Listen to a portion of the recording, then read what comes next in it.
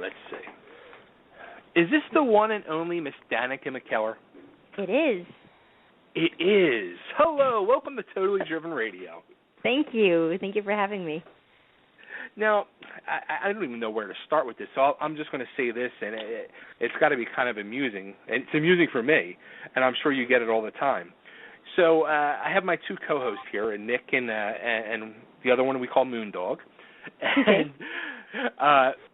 Nick puts up a post earlier. Tonight is officially Winnie Cooper night. # First Love. Aww. How many times do you hear that? I hear it a lot, and it's I'm honored to be in that position. I mean, it's really, really sweet. I was on a very beloved show, and the character was extremely beloved, and I'm fortunate, and I know that, and it's great. And, it's funny, when I was a teenager, I went through a short period of time where I really didn't want to be known as Winnie Cooper. I was just over it. And then as I got into my 20s, I was like, you know what, actually this is pretty cool because people all seem to be so happy when they're talking about it. I think that it really, it's brightening someone's day to recognize me as Winnie Cooper. And then as I got older and got my degree in mathematics and started writing math books, then all the parents of the kids, they all knew me from the Wonder Years, and my books became bestsellers immediately. I mean, I know that, they had to have something substantial on the inside as well, but just getting that opportunity to get in front of that many people on the Today Show and Good Morning America and all that was because of the role of Winnie Cooper, and so I'm extremely grateful to that experience. So that's pretty wild. So at one point you were kind of like almost like trying to push the character away from you, and I guess trying to break free of it. But then you finally learned to just embrace it and love the character. Exactly. Well, as a teenager, you want to rebel, and you just want to not be what other people want you to be, and then you figure out who you really are, and then it doesn't matter what other people think. So. This is true. This is very true. Now, you figured out who you are because, as I was going through and researching, the one thing, and you just mentioned it, which really, like how did this happen, is you are a quote-unquote mathematician, and you've actually written books about it. Yes. I got a degree in mathematics at UCLA, and I had the opportunity to co-author a research paper, so I helped to prove a new theorem while I was an undergraduate. And then I got my degree. I graduated summa cum laude. I did the whole thing full force, had taken a break from acting for 4 years, and I loved it. And then I missed acting, and I actually ended up with a recurring role on The West Wing for a year, and that was great. But then I missed math, and didn't know what to do. I started a website where I answered people's math questions. And then in 2005, I had done a spread for Stuff magazine, which was like Maxim. And in that same month, the New York Times, the science section of the New York Times, put me on the cover of that section, and they said, the writer said, in between series, meaning The Wonder Years and The West Wing, actress becomes superstar in math. And I had some literary agents call my manager and say, we think she's an author of some sort. We're not sure what, but, we want to talk to her. And a few years before that, I had actually spoken in front of Congress about the importance of women in mathematics, and I had gotten to the root of the problem, and when girls shy away from math, and it was middle school for so many different kinds of reasons. And so when this one literary agent who I really connected with asked me, well, who would you want to write a math book for? I said, you know what? I know exactly who I want to write a math book for middle school girls, to encourage them, to show them that they are not an afterthought or a sidebar. It's not going to make them nerdy and antisocial if they're good at math. And let me show them how fun and interesting and easy math can be, and how it's going to help them become the fabulous woman that they want to be. And so that's how I wrote my first book, Math Doesn't Suck, where I teach middle school math, fractions, decimals, percents, you name it. And the books look more like teen magazines than math books, because that's my message. You don't have to choose between being the smart girl and the fun, fashionable, social girl. You can do it all. Right. You can be whatever combination of those things that you want. Wow. It's kind of funny, too, because just tonight at dinner, I'm sitting there with my wife and my two daughters, and my older daughter, she's a senior in high school, and she's not a fan of math at all. And she was telling us how, I guess, one of the militaries was there today doing, once you get out of school, you can join the military, you can see the world and all this. And my wife says, is there any interest in you joining the Army or whichever it was? And she's like, No. Although it would get me out of math, but no. Oh, no. Oh, no. Oh, I don't want to hear that. What math is she in? You know what? She's it's kind of like a basic math almost. Well, I've or got it's 4 books. no, Maybe one of like them a can business help her. math. If it's she's like a taking business math, okay. Well, if it's algebra based, then I've got my Algebra 1 book. It's called Hot X Algebra Exposed, and that is full of things like the quadratic formula and just how to solve some of these quadratic equations that can be trickier, and graphing, the more complicated stuff. Wow. So maybe you can help. Absolutely. Did you ever think of just like? Now you said you left acting for a few years and were pursuing this. Were you like actually teaching at all, or? Well, I mean, not really. I was a tutor, I was a calculus tutor in the math department at UCLA for a while, but that's the closest I got to actually teaching. I teach through the books now. And now I'm a homeschooling mom, by the way. I've got a 5-year-old, so he's pretty young, but I have become a teacher now, in a way. Wow. Now, how about that with homeschooling? Why the choice of that? I've always toyed with that idea myself. You know, because I've written all these math books from middle school through high school, I have a nice firm grasp on how I believe math should be taught, and what I think is the most fun and interesting and way to teach it in real-world contexts, and et cetera. And math tends to be the most daunting subject when you talk to parents about if they want to homeschool. Like, yeah, but the math, and I have the upper hand on that. I've got the advantage, and I love science and doing science experiments, and the whole thing just sounded fun. My son didn't really like preschool, and so it didn't really make sense. I started doing it myself anyway, and then I told him, I said, if you want to go to school at any time, we can enroll you in a school if you want. And he's like, no, I want to homeschool. I'm like, okay, great, because we have fun. We go on field trips all the time. We're always in museums and going to these hands-on science activities. I'm having so much fun. So I'm having fun. He's having fun. He's learning a lot. He reads so well. He spells so well. I ask him in the car how to spell words, and he'll just spell them. And I'm not talking about like hat or cat, but words like, what was the other one? Slept or remember. And he's 5, and he's spelling his words. He's so smart, and he loves learning, and so we're having a blast. So we'll do it for as long as it's working and makes sense for everybody. And maybe that'll be 1 year. Maybe that'll be through high school. Who knows? Right. Wow. That's very cool, though. I bet you overall, though, not only would it help between the mother and son bonding and relationship overall, but I think having the one-on-one attention and focus with him is just, I think, better overall for learning. I think it's great. I mean, I learned from a tutor quite a bit myself being on the Wonder Years. I went back and forth between school and having the tutor, and I always learned more with a one-on-one tutor. And, people have concerns about socialization, so we have him in Taekwondo and in soccer, and I'll be signing him up for baseball soon. And, we try to keep him a dance class, too.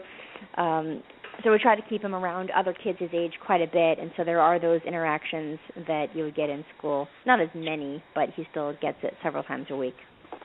Wow, that's cool. That's very cool. Thank you. So, all right, you wrote the books about math. Any desire to write an autobiography or anything?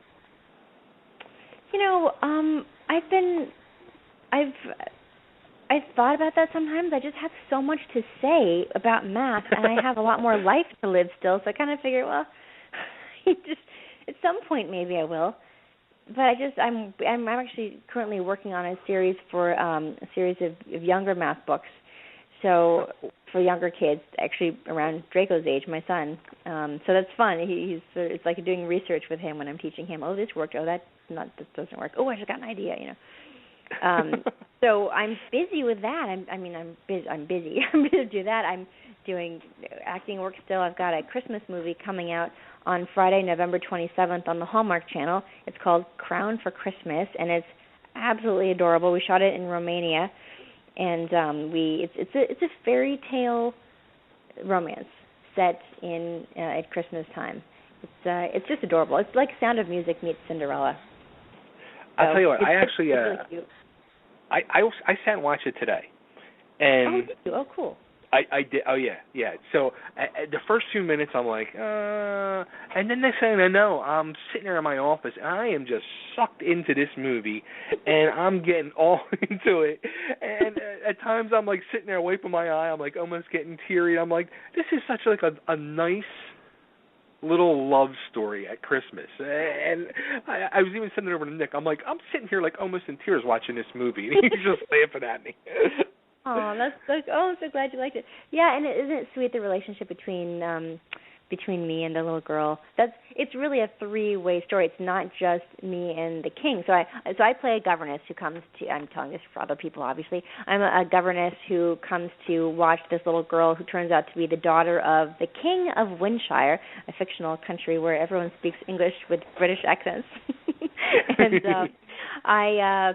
And the little girl, she's 10 years old, and of course she doesn't like anybody, and she hates her governesses, and she causes problems, and so they always quit. And she and I end up bonding and becoming friends, and then of course the king and I fall in love. And I don't think I'm giving anything away by saying that, because this is a Hallmark movie, and so Hallmark movies always have happy endings, and that's why you watch them, because you know what you're getting.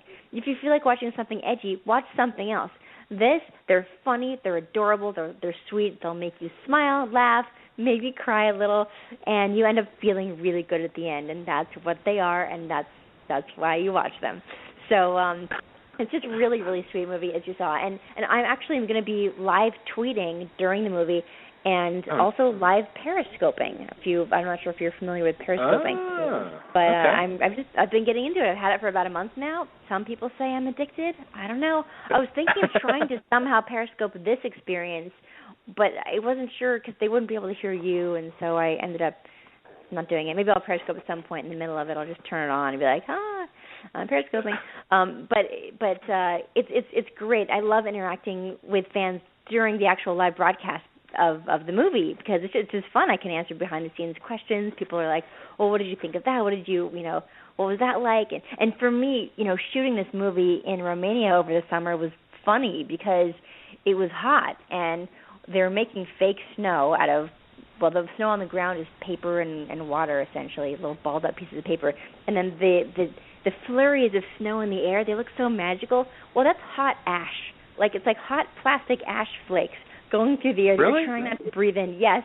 And so you're like, oh my God, I can't breathe in. And so you just pretend that it's all wintry and cold, and you're like, but you're sweating and hot, and you're trying not to breathe. And I'll tell you, the scarves came in really handy. So in between takes, when they'd be like, snow it up, and they'd be out there with these wafting things, putting all this hot, toxic ash into the air, and you have your scarf over your mouth going, okay, don't breathe in. It's really fun. I can talk about that kind of stuff while people are watching it, or I can ask, answer questions, or I'll be reminded of things that I can talk about during the show. Now, the snow, you guys are having a snowball fight, and they look like good snowballs. That was the paper and water. Really? Yeah. So the two different kinds of snow. Well, actually, there were three. When we did the horseback ride, that was soap bubbles they put into the air. Here in Los Angeles, at the Grove, this outdoor mall, they actually make snow as well, and it's the soap bubbles. So, but for the snowball fight, the snow on the ground was the little rolled up pieces of paper that they would smash together, and then in the air, if they also had flurries of snow going, that was the hot ash. Wow. Yeah. Yeah, you had me fooled. But the one part that was kind of the giveaway of the fake snow, though, is when you first arrive there and you're pulling up, and all the servants are outside to greet, and you thought they were there for you, and they're standing there with no coats on the whole time. Oh, really? That's yeah. I didn't notice that. Well, there are a couple of shots where there are trees in them, too, like green trees. They put snow on. If you really look, you're like, wait a minute, that doesn't look like an evergreen tree. That's like a normal tree. That's funny. Snow on it. Yeah. That's funny. It's movie magic. The little secrets of Hollywood. Mhm. I will say, though, with this movie, the interaction, like you said, between you and the girl that played Teddy, I think if she take her out of that movie, it would have lost the whole appeal to it. Oh yeah, no, it was because there wasn't. The king he has to be kind of stoic and reserved because he's the king, and so we don't really get a chance to see into his life that much. You really get to know that family through the little girl. Yeah, big time. Yeah. And she was great. She was tremendous. Yes. And it's funny too when you go back and you get a chance to watch it. Just watch your facial reaction during the big party towards the end of the movie, and they're showing like they're panning down the line, and you're standing there, and you just have this totally. I mean, it was perfect for the scene, but you're just so awkward looking and total fish out of water. And I just cracked up. I'm like, she just looks like she don't belong there at all. Yeah. That was the idea, right? Exactly. Yeah, she's fish out of water. She has no idea. She's from Brooklyn, and she's in the middle of this country. There's a Windshire and a palace, and she's wearing a dress that's not even hers. But that was my Cinderella moment, being in the ball and getting to dance. And, yes. Of course, Dancing with the Stars. That came in handy because I had to do some real spins, and that dress was heavy. And one of the things on Dancing with the Stars that you learn how to do is dance with heavy stuff on you. I remember my second week's dance, it was the samba, and they put this thing on. It doesn't look like it's covering up very much of my body, but the beads were really heavy, and when you moved, their weight would, like, with inertia, kept the beads where they were, and then they follow you. So it changes the way everything feels, and you learn how to deal with that. And so when I got to set and I put this dress on, I was supposed to dance, I thought, my training shall come in handy now. Now, with the whole Dancing with the Stars thing, how hard is that? I mean, I've heard so many people talk, like, you're training for months leading up to that, aren't you? 2 weeks. That's it? 2 weeks, yeah. Ooh, you're really thrown into the fire then. Yeah, completely. And that's nothing, because then after that, it's 1 week per dance. So you train for 2 weeks to learn your first dance, and then you only get 1 week after that for each dance. It's brutal. I thought you literally, like, started training for, like, a couple months beforehand. No, some people do. I mean, some people have that much notice. I didn't actually have that much notice. I was told it was probably going to happen, but I don't remember what was happening. I think my son got really sick for a few weeks, and I just got distracted, and then I didn't hear for sure if it was happening, and I just was busy doing other things, and then if you're a mom, it's different. Your parent, you can't stop your life to train for something. Right. When you have to start, dancing 5-6 hours a day every single day, then you do. But before then, you just don't. Hey, by the way, so if I'm going to Periscope it, if they want to listen to the radio at the same time, what do I need to tell them? Like, what's the name of it? Totally Driven Radio. Okay, but how do they find it? You know what? I tweeted. Radio. Yeah, I tweeted the link tweeted over to you. Yeah. Oh, cool. Oh, I should do that then. I'll go find the link. Yeah. So it's and I will say that Dancing with the Stars was probably the hardest thing I've ever done physically outside of childbirth. Really? In fact, wow. It's easily the hardest thing I've done outside of childbirth. And one could argue that it was harder because childbirth lasted 36 hours for me. This was 3 months. Dancing with the Stars was 3 months. Yeah. Were you a fan of the show before you did it?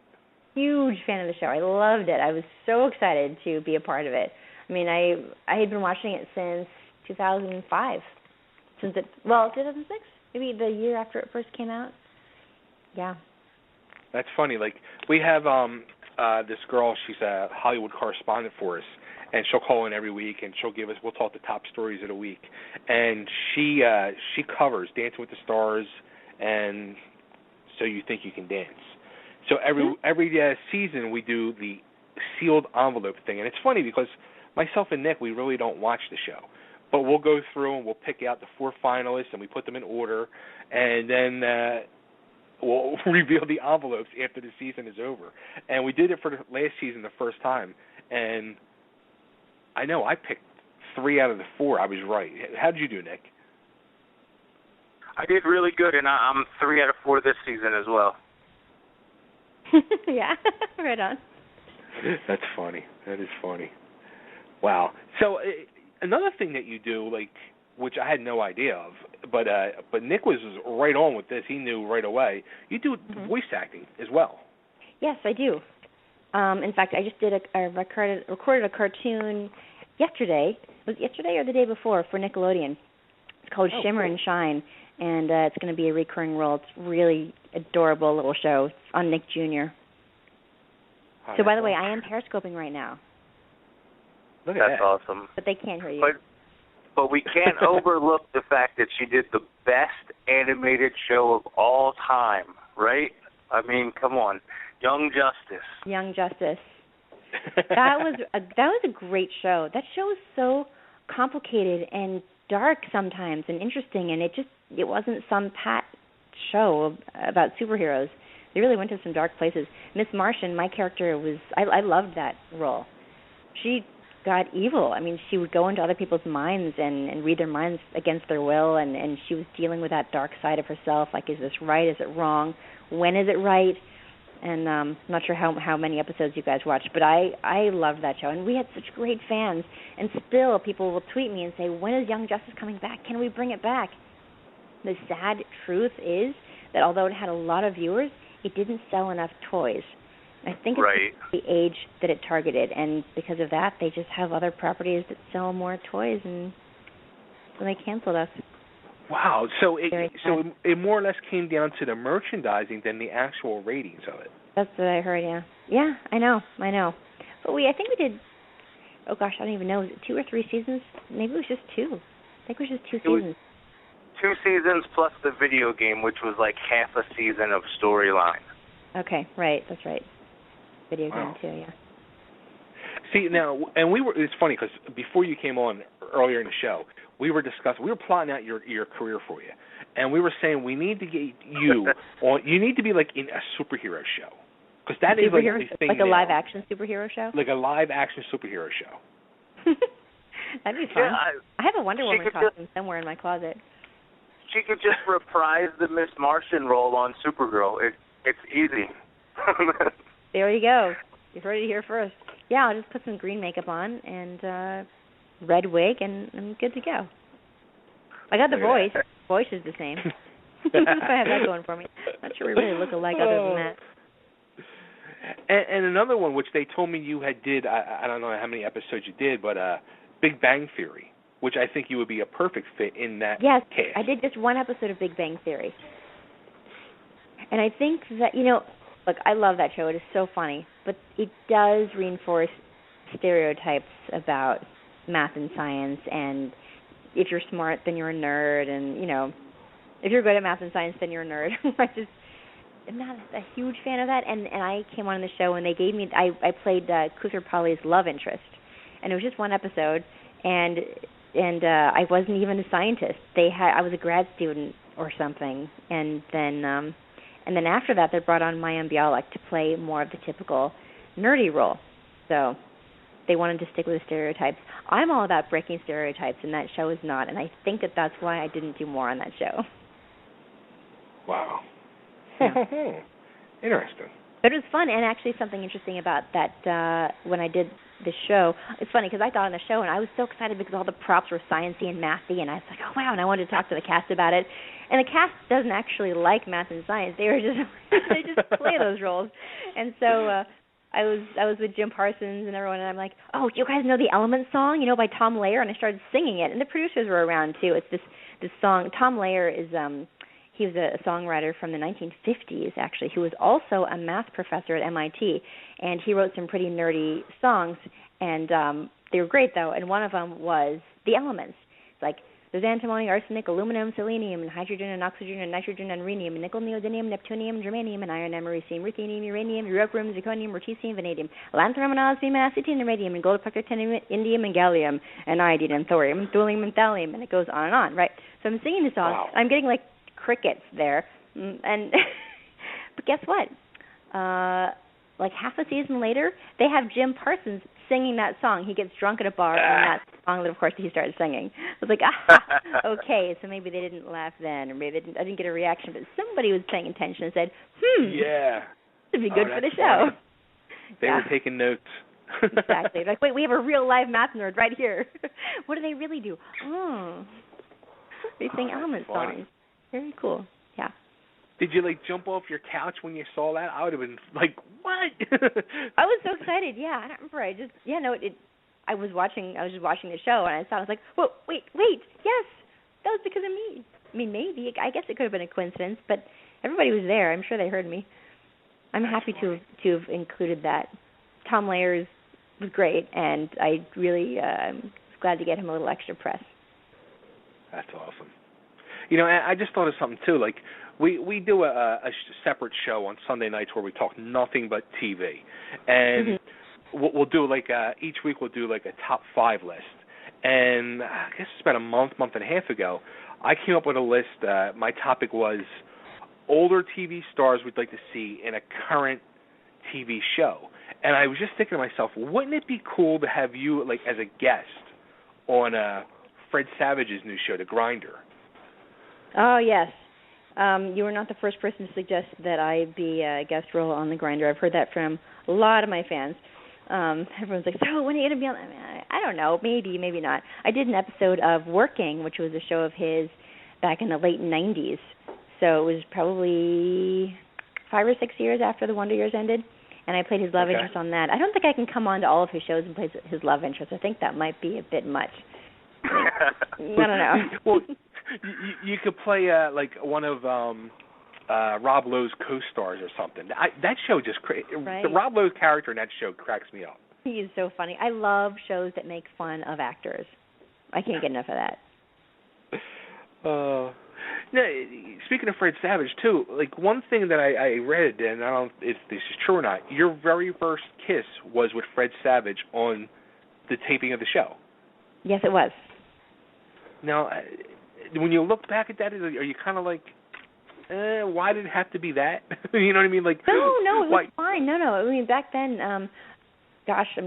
Fred and I, when we did the first episode of The Wonder Years, we both had a crush on each other at the time, and it was both of our first kisses, and so it was kind of like, it was nerve-wracking, but it was fun and exciting because we wanted to. So, I mean, again, totally nerve-wracking, but it was kind of fun too. That's funny. Wow. Let me real quick. A lot of pressure too, by the way. First kiss. I can imagine. 50 people watching, cameras rolling, and then it airs after the Super Bowl. Yeah. Yeah. Millions and millions of people watching you. Let me, Nick and Moondog, any questions before I don't want to keep her tied up too long? I've always just wondered, like, when you're like a child star, how hard is it to do your acting and get your schoolwork in at the same time? Yes, being a child actor, if you take your studies seriously, really teaches you how to multitask, and it's helped me very much in my adult life. Having you do 3 hours of school on set, and so that gets broken up throughout the day depending on when you're in scenes the most. So you can't do any increments shorter than 20 minutes, but other than that, they can break it up as much as they want. So you can be taking a history test or a math test for 20 minutes, stop, go do an emotional crying scene, come back, keep working on it. I mean, that's a bit of that's an extreme example, but that kind of stuff happened all the time.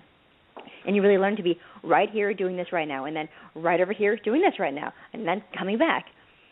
So it's good. Now I act, I write math books, I'm a homeschooling mom, I have a lot of things that I do, and it helps me to have that skill set.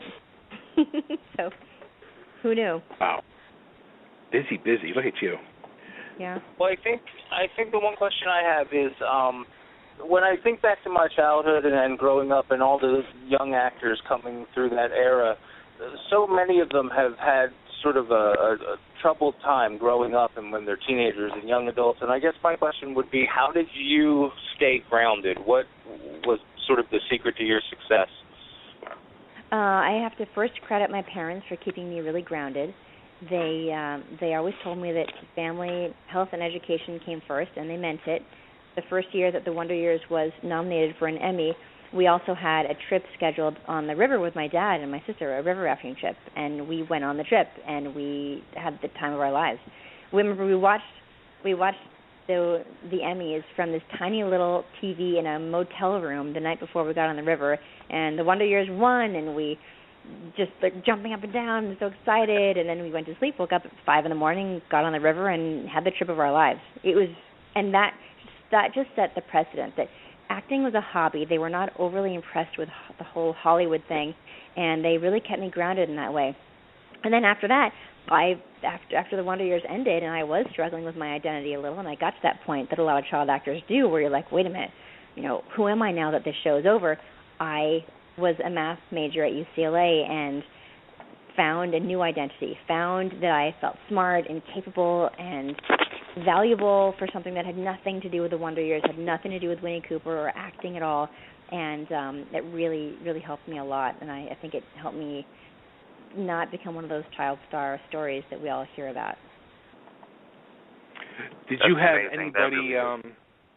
anybody close to you kind of that you saw go down that path? Yes. Jonathan Brandis was a friend. He and I starred together in a movie called Sidekicks with Chuck Norris back in '91, and he committed suicide in what year it was. It was like 2004, maybe 2002. So tragic, and I wasn't that close to him at that point in our lives, and I don't know what the story was, but it's really sad. There is so much insecurity that can weigh you down after you've been a very successful child actor, and you have to have something else, a life raft of some sort to cling on to, and hopefully it's good values and your family, and also some other vocation, something else that you can do that makes you feel good about yourself, that you can identify with. Wow. That's really awesome. Yeah. I do have one more question, Bay. Go for it. And that is, I have a 13-year-old daughter, and she's really interested in marine biology. That's like her thing, and she's doing really well in math. She actually knows way more than I do. Mm-hmm. I guess my general question is, when you're dealing with an 8th grader or 9th grader like she is, what would you say to them? How would you inspire them to keep pushing and to keep going towards, STEM and everything like that? Yeah, no, it's a good question, because a lot of kids, especially girls, will show an interest in math or science at a young age, and then as they get older, they'll start to become more and more aware of the stereotypes, negative stereotypes surrounding being a smart girl or whatever it is, and when they hit a stumbling block, they won't necessarily see it for what it is, which is a temporary stumbling block, whether it's a difficult teacher or class or whatever it is, that instead they end up seeing it as evidence of what they've always known deep down from all the social conditioning, which is that they don't actually belong in math and science.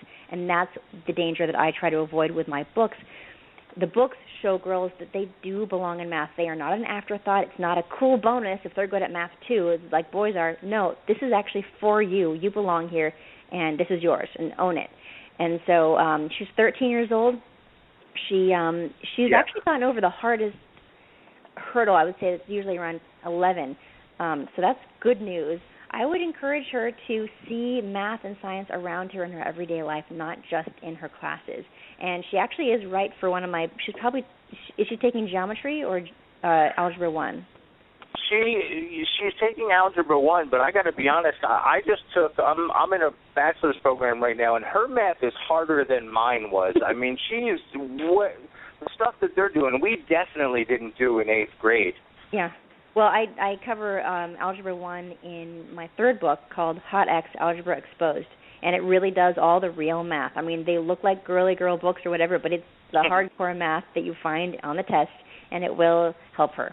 And it'll keep her encouraged because it'll show her another side of math, a more girly, fun side of math that'll hopefully keep her engaged when she starts to have the other doubts, which she probably won't be saying out loud. That's awesome. Yeah. So, but anyway, I just want to remind anybody who's listening that I'm Periscoping right now, actually, as we speak. So thank you to all the people watching me on Periscope. And I will be live Periscoping for my Christmas movie, which comes out Friday, November 27th on the Hallmark Channel. It's called Crown for Christmas, and it's and thank you for watching it. Didn't it get you in the Christmas spirit? Don't you have to admit? You know what? It honestly it did. It did. Like Christmas, like I start to dread, but it was like, all right, yeah. It's too early right now, but the movie comes out the day after Thanksgiving, so that makes it okay. It's perfect timing. It kicks it off and kicks us into high gear with a little love story around the Christmas tree. Absolutely. Wait, you know what? Real quick too, before the Christmas tree, it was like a Charlie Brown Christmas tree in the movie. What do you mean? The Christmas tree that we decorated? Yeah. It was kind of. Well, you didn't like it. You're saying you didn't like it. You want to file a complaint? You didn't like the Christmas tree? I thought it was like a giant-sized Charlie Brown Christmas tree almost. It was like all odd looking and. Yeah, it could have been a little fuller in its branches, I admit. It was huge, though. Yeah, it was big. It was big. And the crown was a nice touch. Look, I'm giving it away. Well, other than the tree, though, you liked the movie, right? Yeah, absolutely. Okay. Absolutely. Just checking. I'm a sucker for them little love stories. Yeah. Who isn't?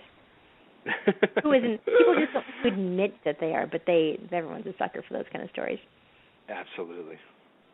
Well, this has been great. Can't wait to talk to you again. Whenever you're promoting something else, the door is always open. Thank you so much. Whether it's math or Christmas or Valentine's Day, whatever it may be. Okay. Awesome. I look forward to it. Cool. Real quick before I let you go, if I can just get you to cut a quick ID for me. This is Danica McKellar, and you're listening to Totally Driven Radio. Anytime? Anytime. This is Danica McKellar, and you're listening to Totally Driven Radio. Awesome. Yes, Danica, cool. Thanks so much, and we'll keep promoting that movie for you. Thank you so much. Take care. You too. Bye. All right. All right, there she goes, the one and only Miss Danica McKellar. Next Friday night, the day after Thanksgiving, Crown for Christmas is on the Hallmark Channel. Check it out. It's a nice little love story. It's got some fun. It's got some laughs. It's got some romance. It's got it all. And it's got a villain. Oh, yeah, dude. I told Moondog in the private chat, I was like, dude, they know, like, everything about this movie. See that? Yeah, that's why, like, I like, every Sunday when we go to talk these TV shows, by the time Sunday rolls around, like, I forget what happened on all these shows. I watched that show this afternoon. This way it was fresh in my head, and So, I'm telling you, I got sucked into it. Bro, all I know is I wish my son was here instead of his mom's house, because I'd be diving into his algebra book right now. I'm so into math. That's so great. funny, dude. I love math. Hey, you gotta get the sticky notes app for your computer, and I'm telling you, dude, just write notes down on your little sticky tab while you're, watching TV or whatever. I'm telling you, it'll save you so much headache. Yeah, that's it. Just give me more that I need to do. An app that's like posted, like there's little yellow tabs. They look like